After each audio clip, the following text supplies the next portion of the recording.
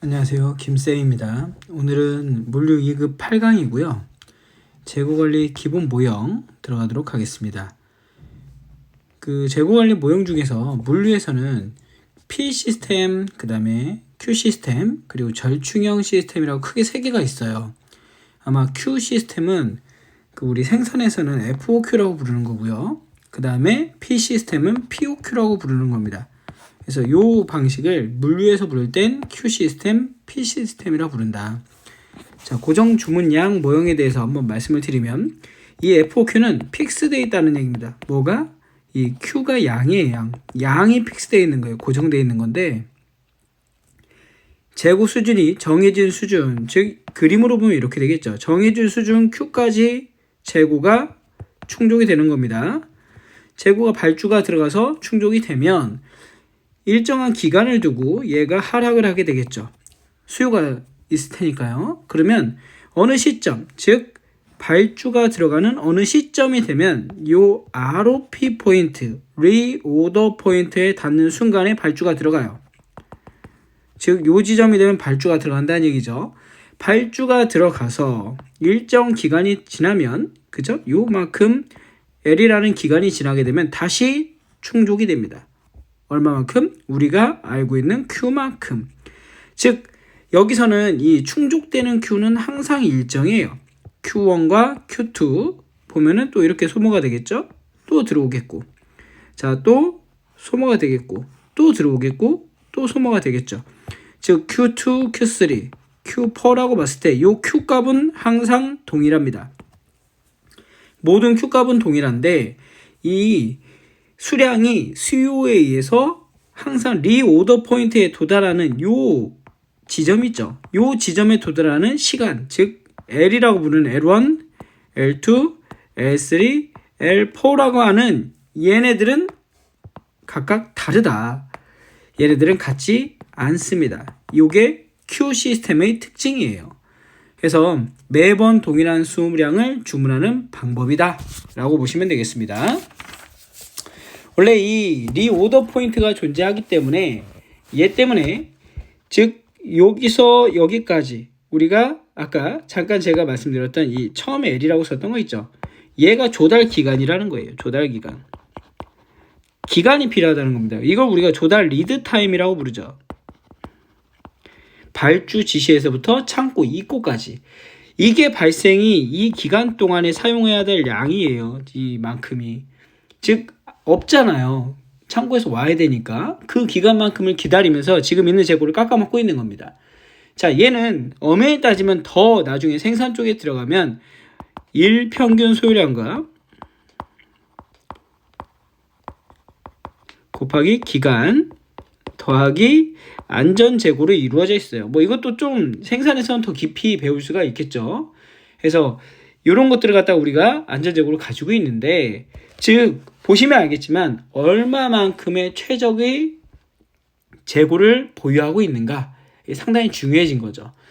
자, 그 다음에 이 ROP 포인트는 원래 이 안전 재고도 좀 더 분석해서 들어가면 뭐 여러분들 알고 계신 안전계주 상수가 나오고요. 그 다음에 뭐 좀 더 디테일하게 갑니다. 표준 편차도 나오고, 그거는 나중에 기회가 되면 알아보고.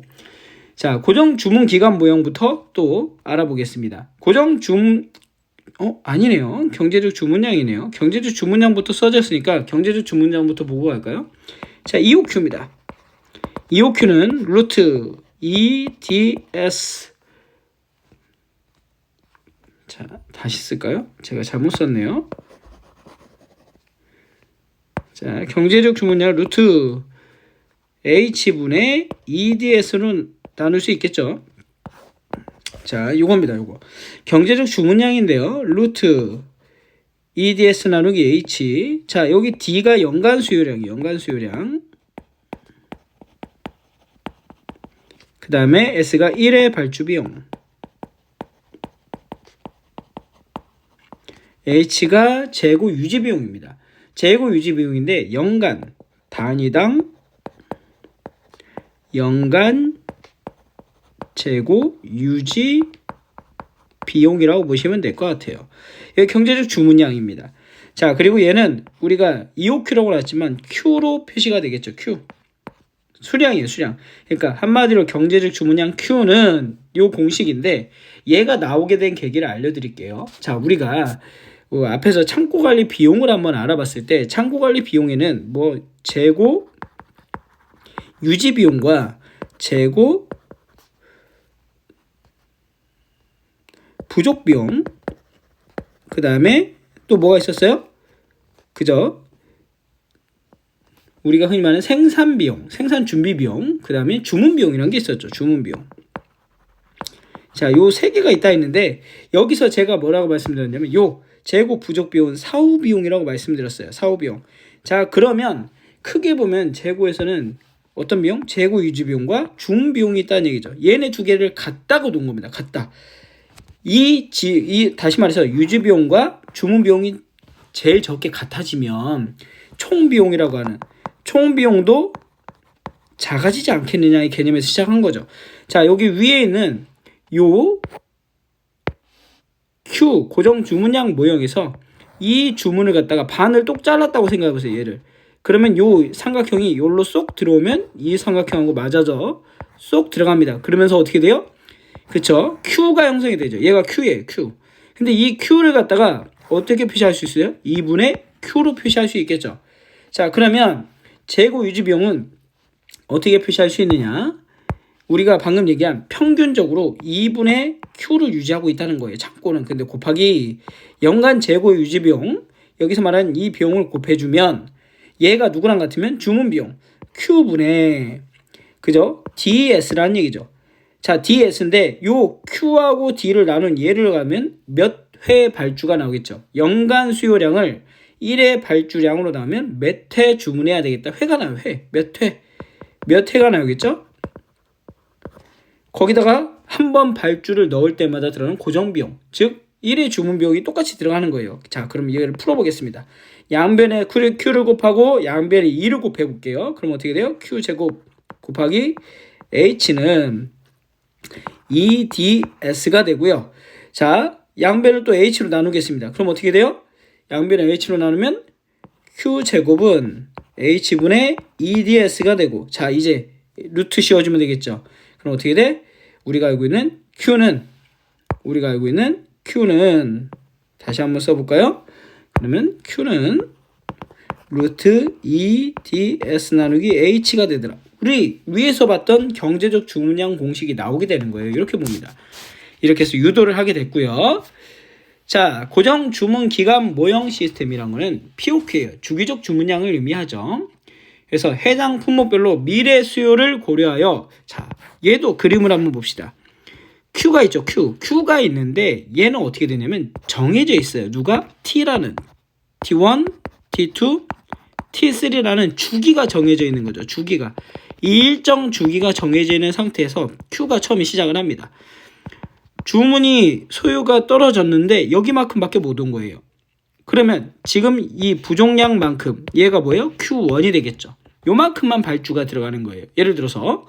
그리고 예를 들면 그 다음엔 수요가 더 없었어요. 그럼 어떻게 돼요? 이만큼이 Q2가 되는 거예요. 요번에는 이 Q2만큼 발주가 들어가고요. 근데 세 번째는 너무 많이 수요가 생겨서 이만큼 됐어요.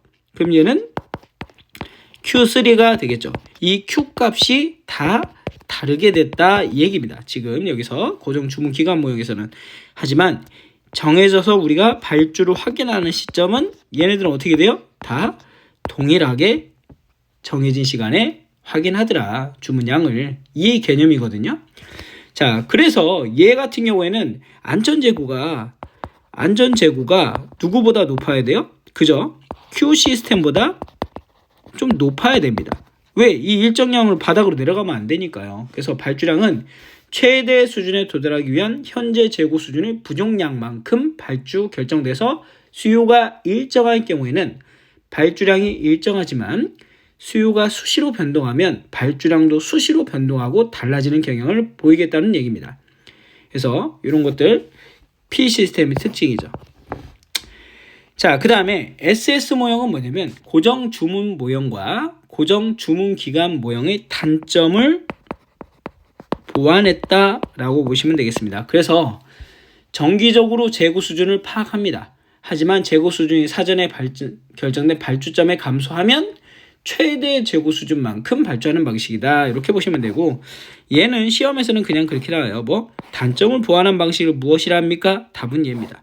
이런 식으로 나왔었죠.